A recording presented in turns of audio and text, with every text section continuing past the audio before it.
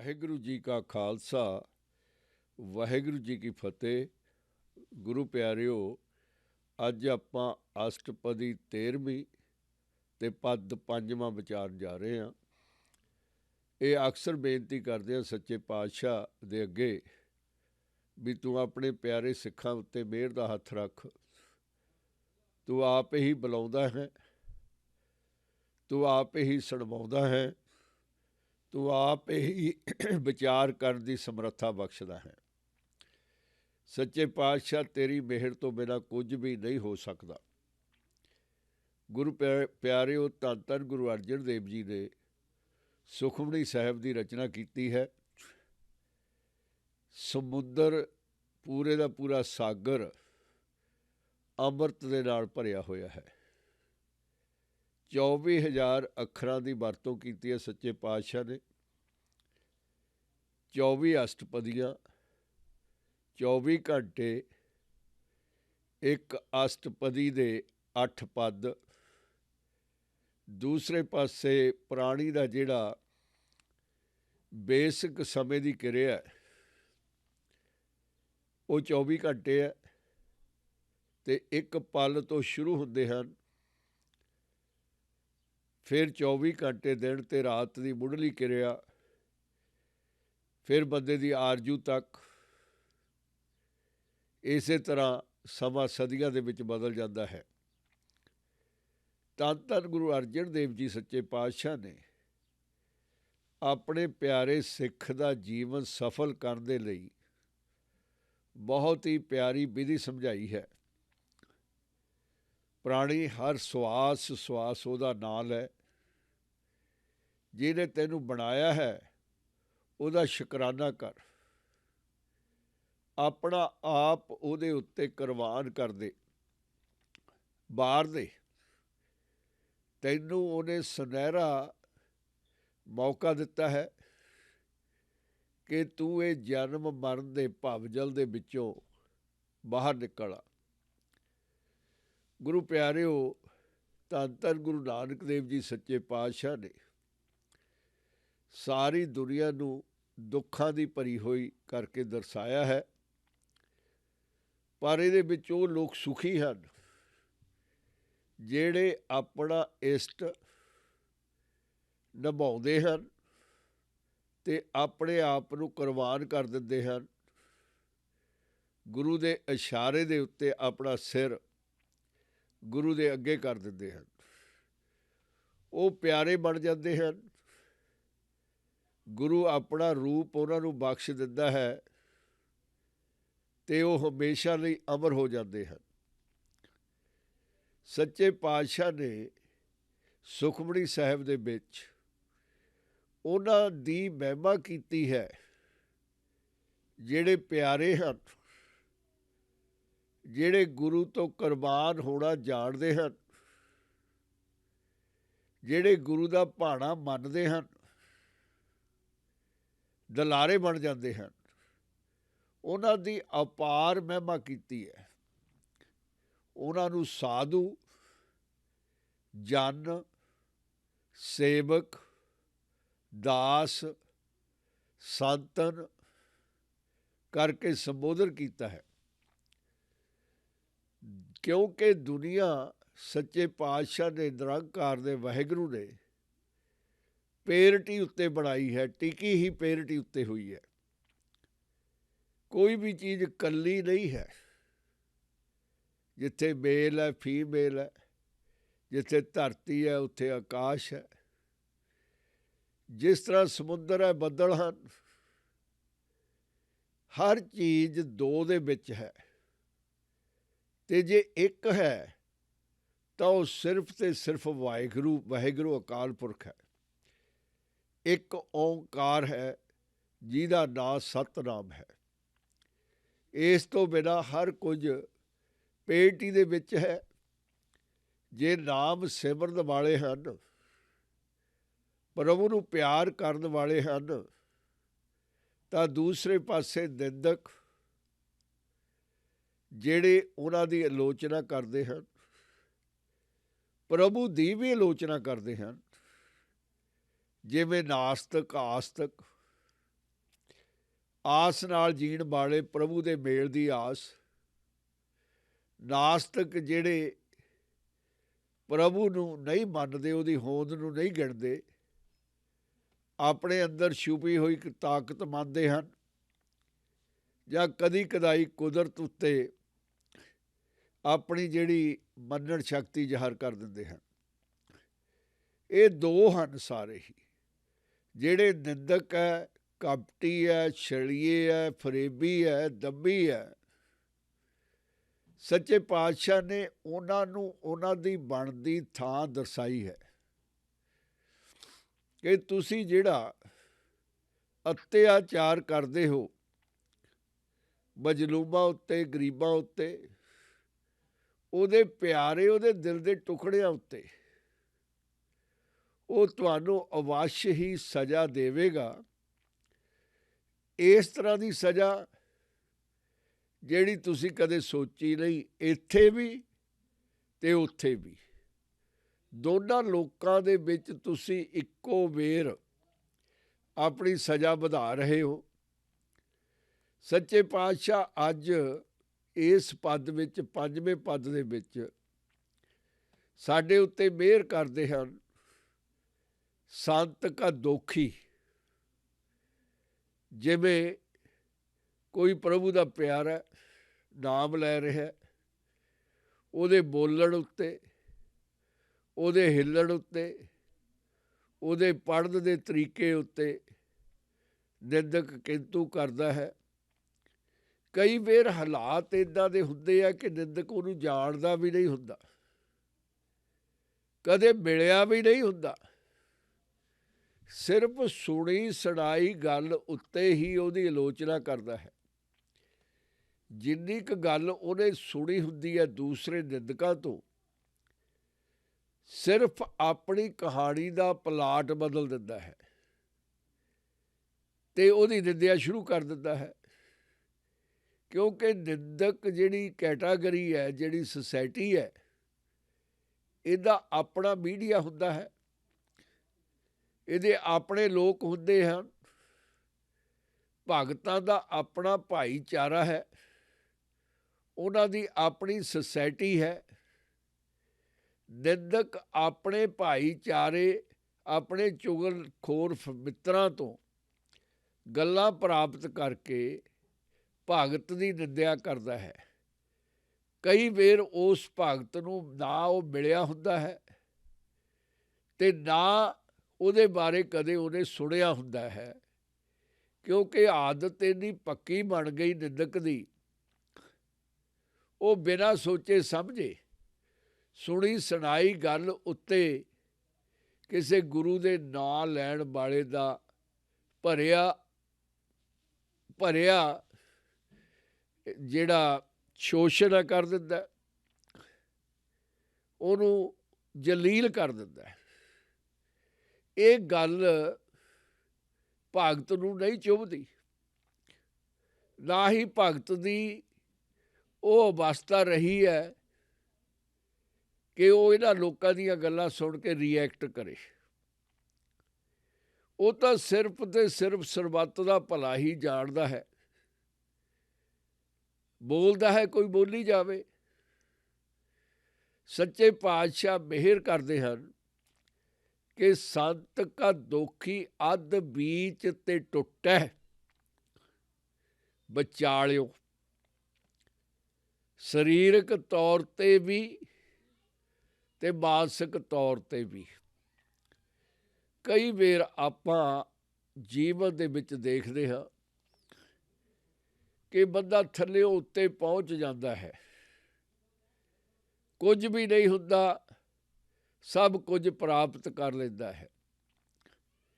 ਜਿਉਂ-ਜਿਉਂ ਵੱਧਦਾ ਹੈ, ਉੱਚਾ ਜਾਂਦਾ ਹੈ, ਤਿਉਂ-ਤਿਉਂ ਹੰਕਾਰ ਵੀ ਨਾਲ ਹੀ ਆਈ ਜਾਂਦਾ ਹੈ। ਹੰਕਾਰ ਦਾ ਬੈਰ ਹੈ ਤੇ ਫਿਰ ਥੱਲੇ ਡਿੱਗ ਪੈਂਦਾ ਹੈ, ਬਿਲਕੁਲ ਜਿੱਥੋਂ ਸ਼ੁਰੂ ਹੋਇਆ ਉੱਥੇ ਮੁੜ ਕੇ ਆ ਜਾਂਦਾ ਹੈ। ਅੱਧ ਬੀਚ ਵਿਚਾਲਿਓਂ ਹੀ ਟੁੱਟ ਗਿਆ, ਕਿਉਂਕਿ ਪ੍ਰਭੂ ਨੇ ਤਾਂ ਉਹਨੂੰ ਬਹੁਤ ਉੱਚਾ ਲੈ ਕੇ ਜਾਣਾ ਸੀ। ਜੇ ਹੰਕਾਰ ਨਾ ਕਰਦਾ, ਪਰ ਉਹਦੇ ਹੰਕਾਰ ਨੇ, ਉਹਦੀ ਨਿੰਦਿਆ ਚੁਗਲੀ ਦੀ ਆਦਤ ਨੇ ਉਹਨੂੰ ਵਿਚਾਲਿਓਂ ਤੋੜ ਦਿੱਤਾ।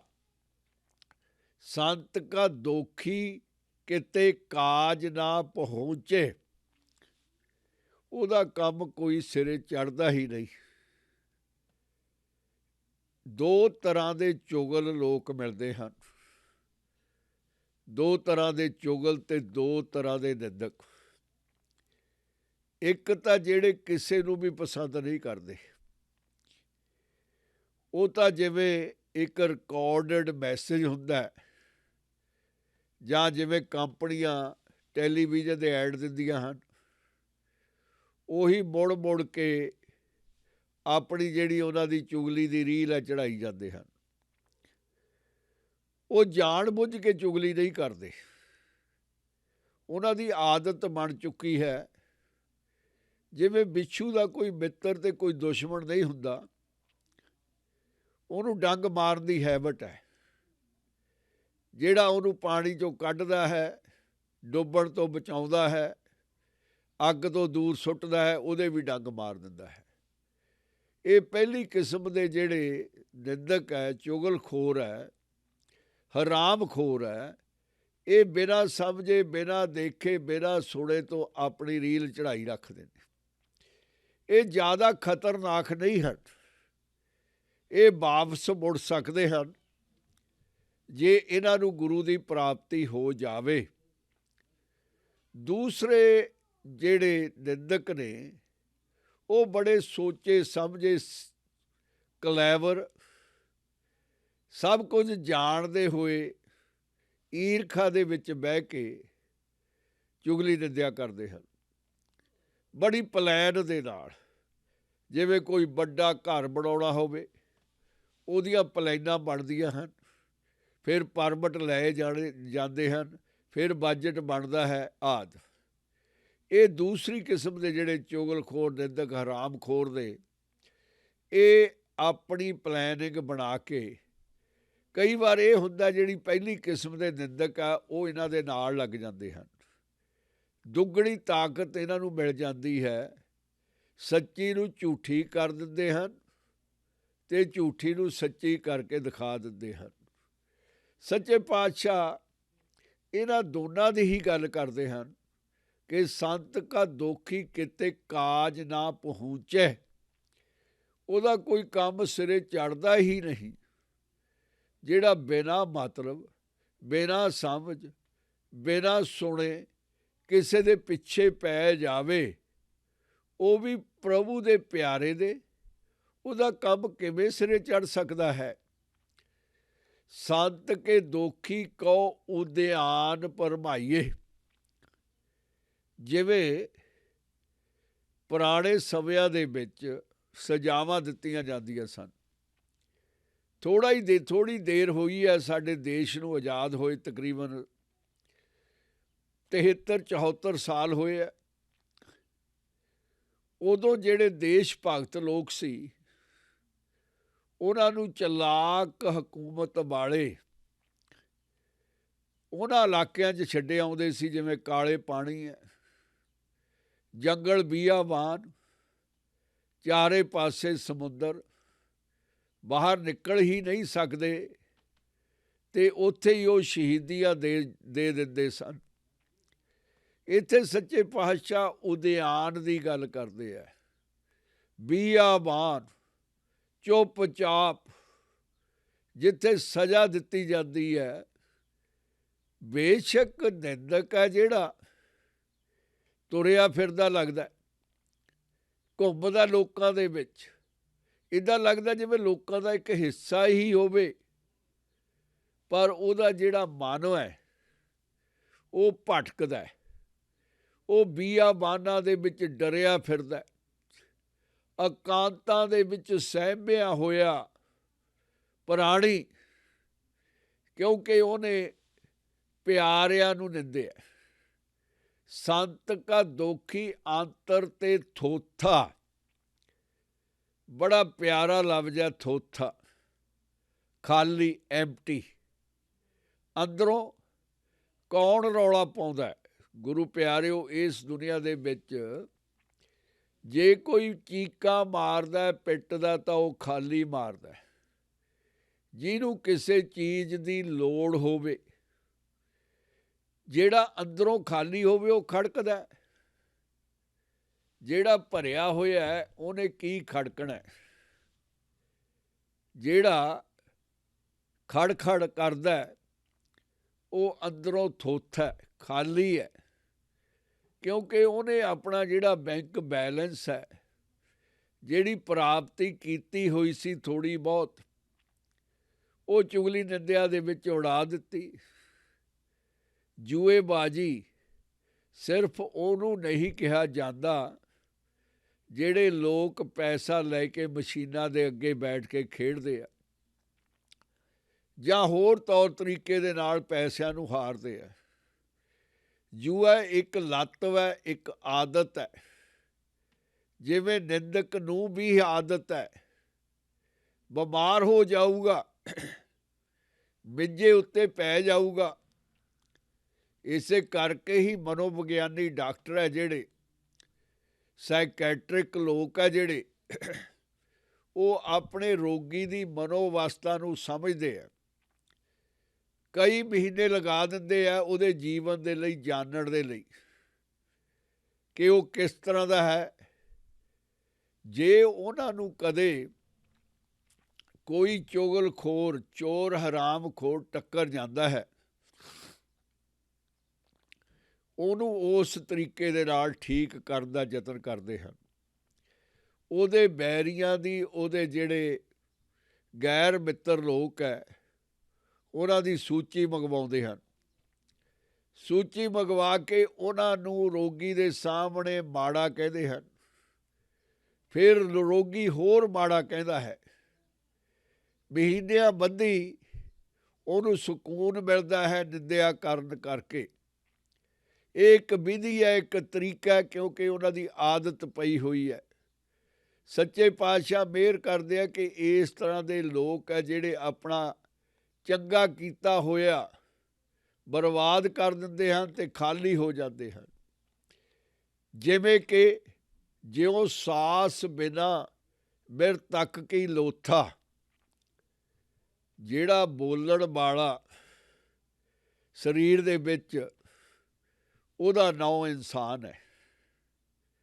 ਸਿੰਘ ਹੈ, ਦੇਵ ਹੈ, ਮਿਸਟਰ ਹੈ, ਜੋ ਕੁਝ ਮਰਜ਼ੀ ਨਾਮ ਲੈ ਲਵੋ, ਪਰ ਜਦੋਂ ਬੋਲਣ ਵਾਲਾ ਉੜ ਗਿਆ, ਵਿੱਚੋਂ ਨਿਕਲ ਗਿਆ, ਤਾਂ ਉਹਨੂੰ ਫਿਰ ਮਿਸਟਰ ਫਲਾਣਾ ਸਿੰਘ ਜਾਂ ਮਿਸ ਫਲਾਣੀ ਕੌਰ ਕਹਿ ਕੇ ਨਹੀਂ ਬੁਲਾਇਆ ਜਾਂਦਾ।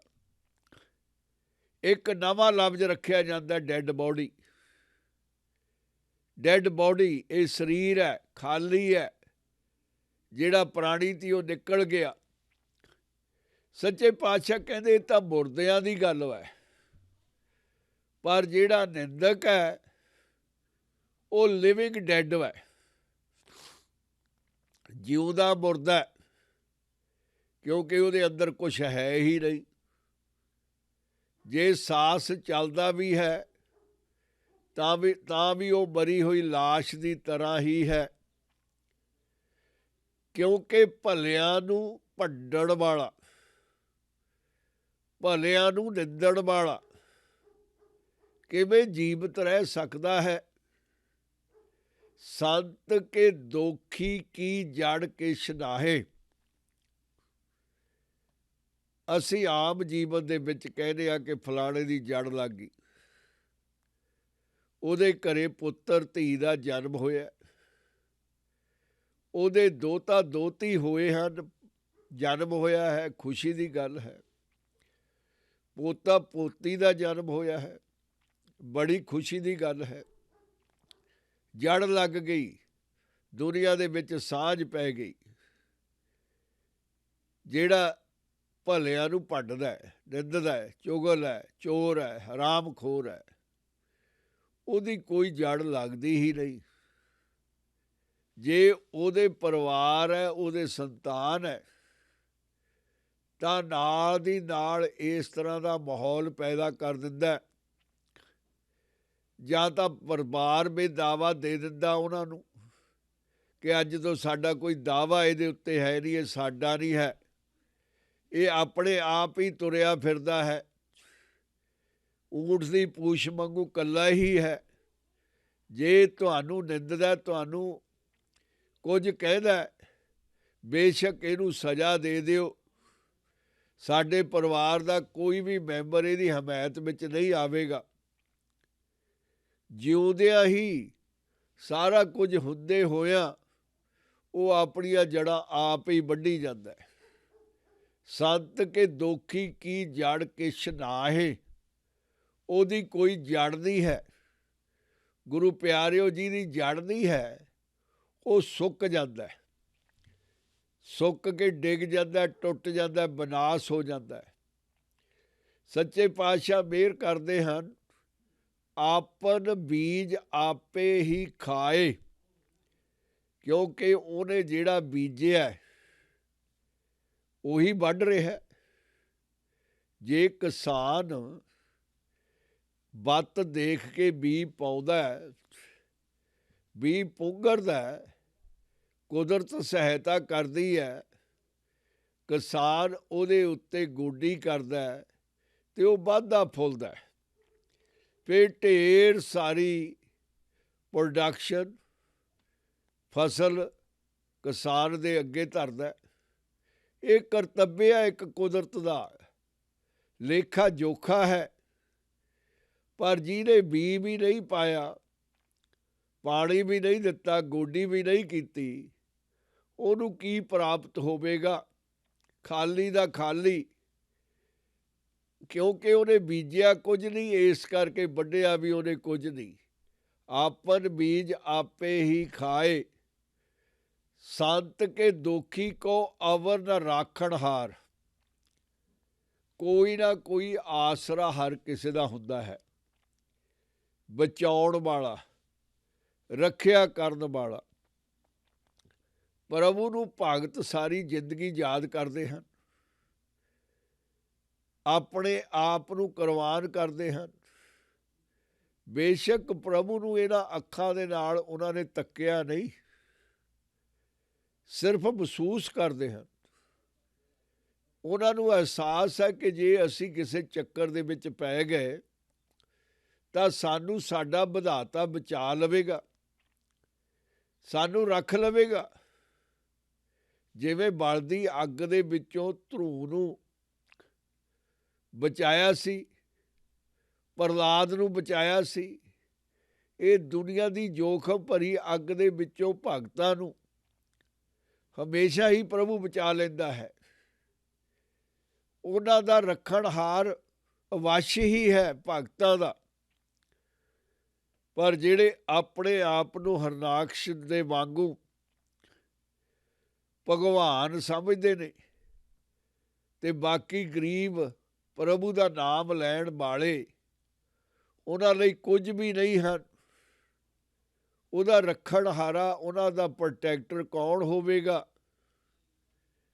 ਧੰਨ ਧੰਨ ਗੁਰੂ ਅਰਜਨ ਦੇਵ ਜੀ ਸੱਚੇ ਪਾਤਸ਼ਾਹ ਆਪਣੇ ਪਿਆਰਿਆਂ ਨੂੰ ਅਕਾਲ ਦਾ ਰੂਪ ਦਿੰਦੇ ਹਨ, ਪ੍ਰਭੂ ਦਾ ਰੂਪ ਦਿੰਦੇ ਹਨ।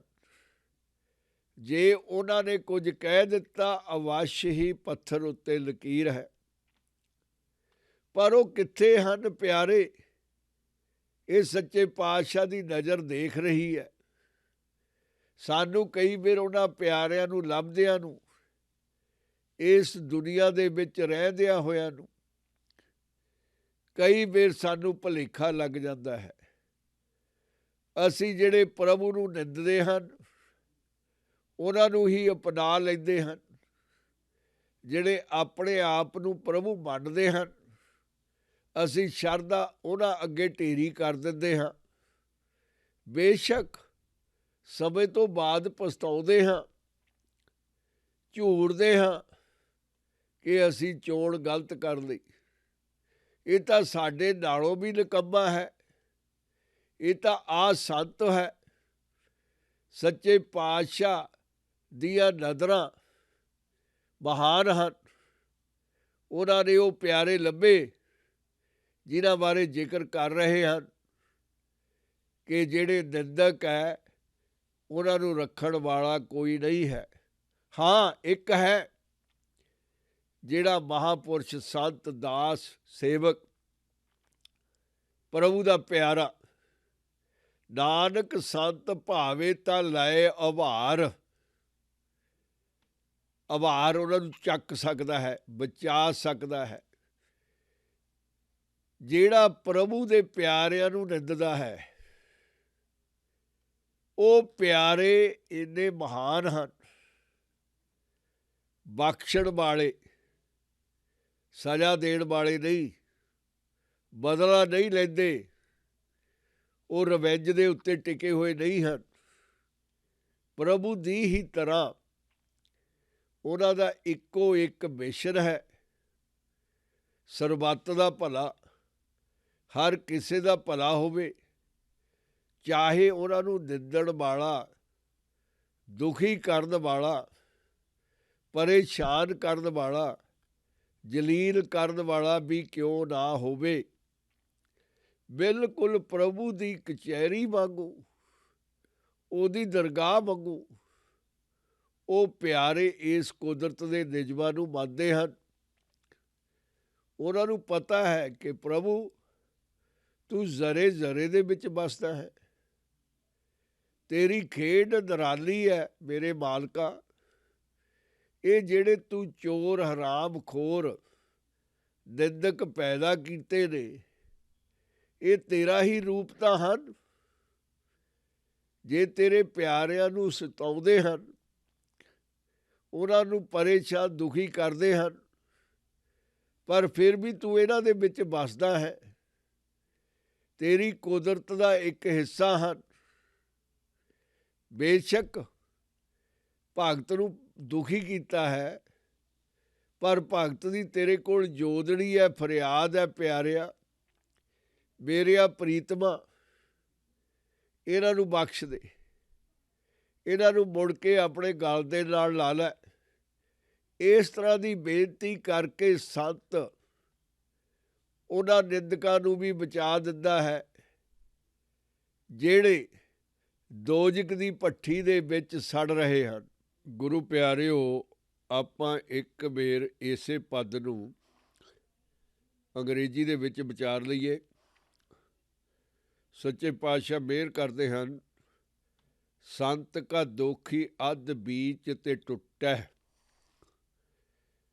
The saint's calumniator breaks down halfway. He cannot do the progress because his legs are stuck in dirty criticism of Guru's lovers. संत का दोखी किते काज ना पहुँचे, calumniator of saint can accomplish no task. He will try to start to do something, but never succeed. Always failures come, unsuccessful, because his mission is opposite, to find believers of God and put them to down. संत के दोखी को उद्यान परमाइए. The calumniator of saint goes in isolation, same like in jungles, same like in the middle of oceans. He just by himself. Isolation is the biggest punishment. Man is made for society. Somebody try to stay away from. That person is not perfect human being. To live alone is the biggest prison. So the calumniator of the saint is thrown in the middle of nowhere. संत का दोखी उज्जड़ पाइए. The person who criticizes sadhus, saints, servants of Lord is always punished, is always thrown in the desolate places. The evil mission of Guru's lovers go through punishment every day. संत का दोखी अंतर से थोथा. He is empty from inside. Nothing in his body left because he put all the garbage in it, which make hollow his system inside. The saint's evil mission is hollow from within. The corpse of a dead man is without breath. It's similar to the dead body. संत के दोखी की जड़ किश नाहे. There is no roots. He is almost to die. He cannot survive because he don't have no roots. And without roots, nothing stay green. The saint's culminator has no roots whatever. आपन बीज आपे ही खाए.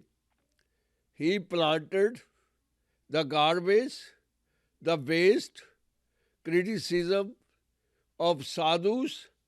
Now he himself eat. It is only for himself. All the food is not good, which he grown for himself. संत के दोखी को अवर न राखण हार.